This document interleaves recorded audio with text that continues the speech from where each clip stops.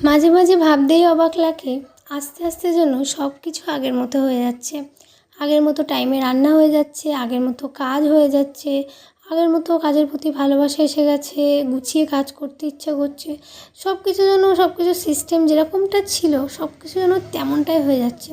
কোথাও না কোথাও গিয়ে বুঝতে পারছি যে আমার সোনা বাবাটা আস্তে আস্তে করে অনেকটাই বড় হয়ে যাচ্ছে। নয়তো দেখো, যতক্ষণ ছোট ছিল ততক্ষণ কিন্তু সব কিছু এলোমেলো ছিল। কখন কোন কাজটা করছি, কখন কী করছি না করছি সব কিছু না ওর সময় মতো হতো। ওর করার পরে মানে ওকে সামলানোর পর সুবিধা বুঝে কাজ হতো।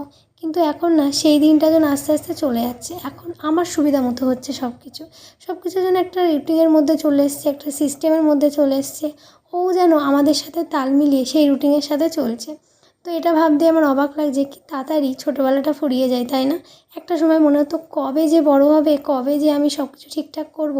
কিন্তু এখন যখন সব ঠিক হয়ে যাচ্ছে, যখন খেলনাগুলো আস্তে আস্তে কমে যাচ্ছে, তখন মনে হচ্ছে না, যে আমার বাবাটা আস্তে আস্তে বড় হয়ে যাচ্ছে, নিজেই খেলা করে নিজের খেলনাগুলোকে সুন্দর করে গুছিয়ে রাখছে।